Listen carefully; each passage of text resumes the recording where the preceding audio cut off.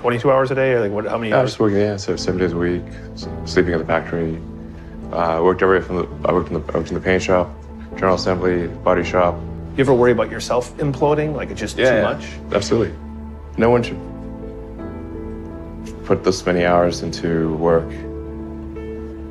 This is not good. And people should not work this hard.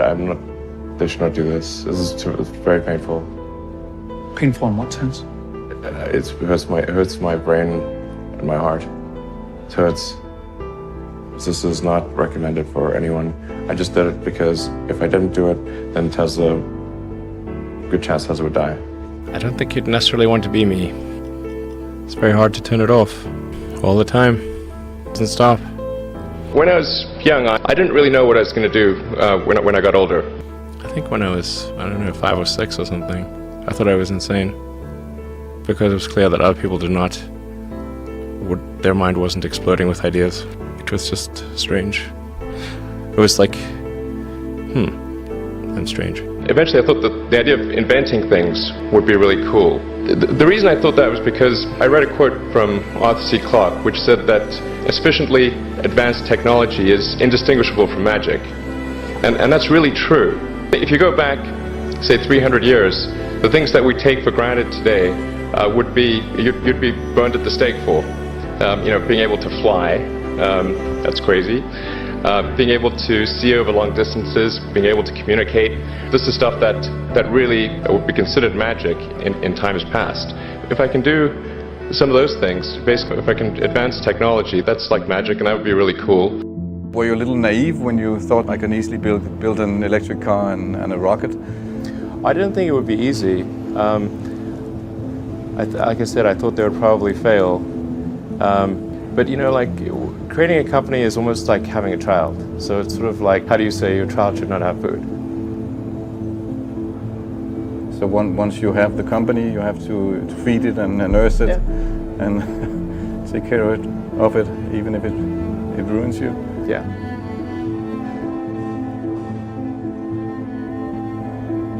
But I suppose there were some tough times in end of 2008.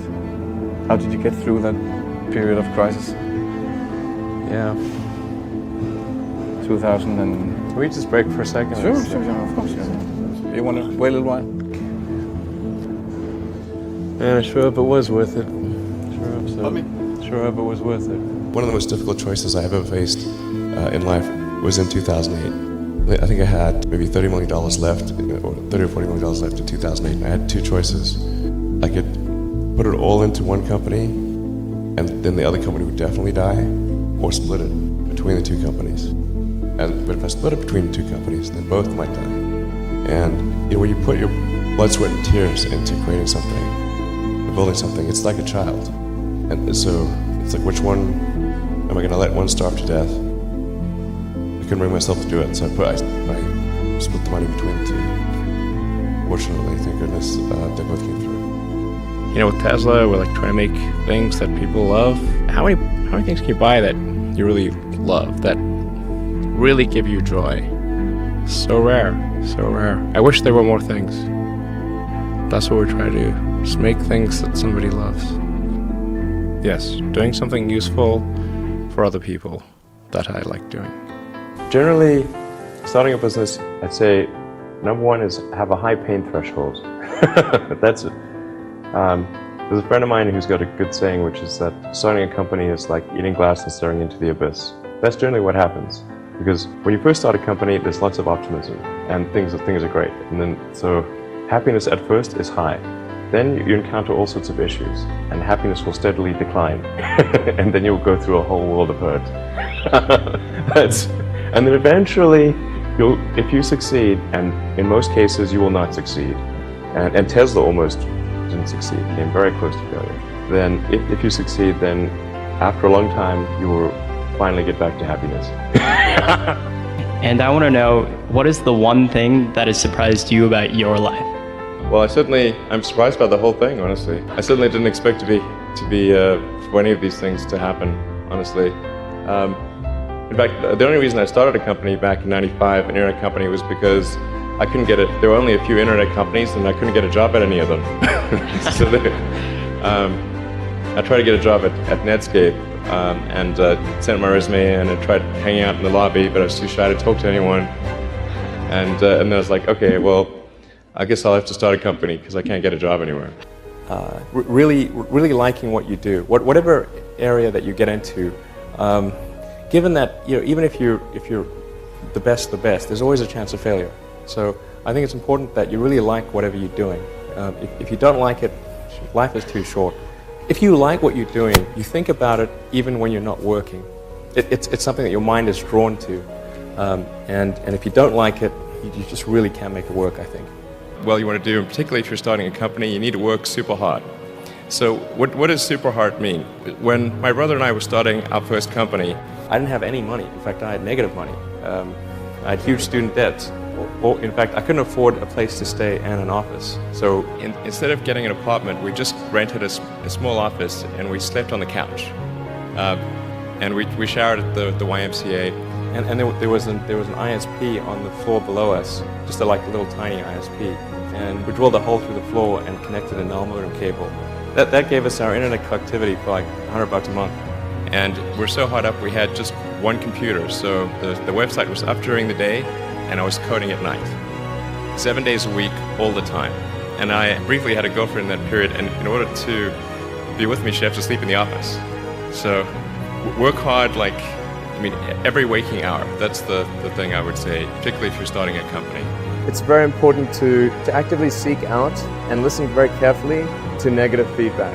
And this is something that people tend to avoid because it's painful. When friends get a product, I say, look, don't tell me what you like, tell me what you don't like. Otherwise, your friend is not going to tell you what he doesn't like.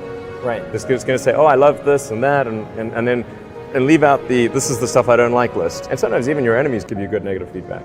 So I actually went to Russia 3 times to look at buying a refurbished ICBM. I can tell you it was very weird going there in late 2001, 2002, going to the Russian rocket forces and saying, I'd like to buy 2 of your biggest rockets. They thought I was crazy, but I did have money, so that was okay.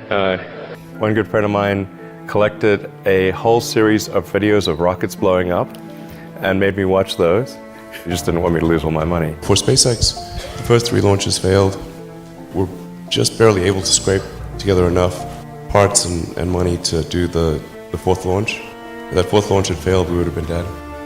I tried very hard to get the right expertise in for SpaceX.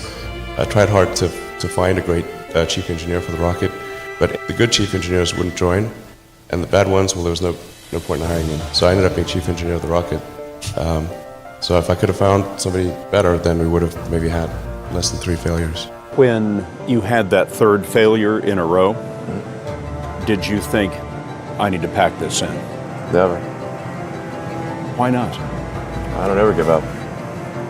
I mean, I'd have to be dead or completely incapacitated.